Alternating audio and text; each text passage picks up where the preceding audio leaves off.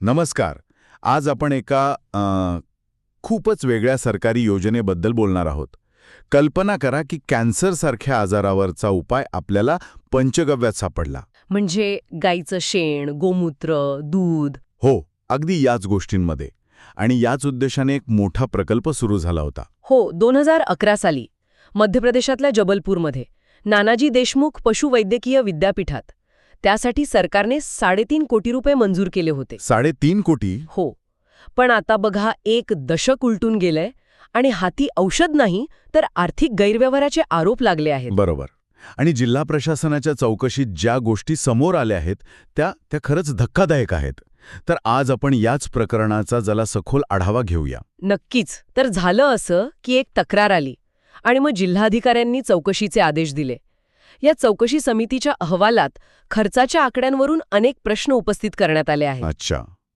यातला सगळ्यात मोठा आणि धक्कादायक आकडा कोणता आहे? सगळ्यात मोठा जो आकडा आहे ना, तो आहे कच्च्या मालावरचा. कच्च्या मालावर? हो.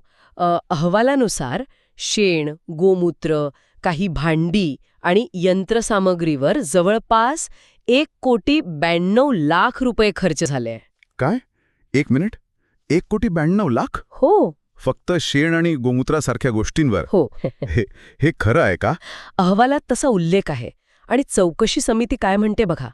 त्यांच्या मते या सगळ्या वस्तूंचं बाजार मूल्य जास्तीत जास्त 15 ते 20 लाख रुपये असायला हवं होतं. फक्त 15 ते 20 लाख? अरे बापरे. म्हणजे खर्चात जवळपास 10 पटीने तफावत आहे. अगदी. आणि हे इथेच थांबत नाही. अजून काय आहे? संशोधनाच्या नावाखाली गोवा, बेंगलुरू सारख्या ठिकाणी 23 ते 24 विमान प्रवास केले गेले. संशोधनासाठी गोवा आणि बेंगलुरू? हो. इतकंच नाही तर एक गाडी खरेदी केली जी मूळ अंदाजपत्रकात नव्हतीच. अच्छा, म्हणजे बजेटच्या बाहेरची खरेदी. हो. 7.5 लाखांची गाडी.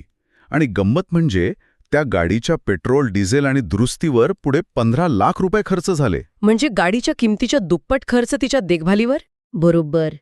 याशिवाय फर्निचरवर 15 लाख, मजुरीवर 5 लाख, अशी मोठी यादी आहे. हे सगळं अविश्वसनीय वाटतंय. या गंभीर आरोपांवर विद्यापीठाची काय भूमिका आहे? विद्यापीठाने हे सर्व आरोप पूर्णपणे फेटाळून लावले आहेत. अच्छा. त्यांचं म्हणणं आहे की सगळी खरेदी सरकारी नियमांनुसार आणि ओपन टेंडर्स काढूनच झाली आहे. म्हणजे त्यांच्या मते काही चुकीचं झालेलं नाही? अजिबात नाही. ते म्हणतात की कोणताही घोटाळा झालेला नाही आणि त्यांनी सर्व कागदपत्र समितीला दिली आहेत. म्हणजे इथे 2 पूर्णपणे वेगळ्या गोष्टी समोर येत आहेत. हो. एकीकडे चौकशी अहवाल आहे जो निधीचा गैरवापर झाल्याचं म्हणतोय आणि दुसरीकडे विद्यापीठ आहे जे म्हणते की सगळं नियमात आहे. बरोबर. आणि या सगळ्या गोंधळात जो मूळ उद्देश होता तो तर पूर्णपणे बाजूलाच राहिला. अगदी.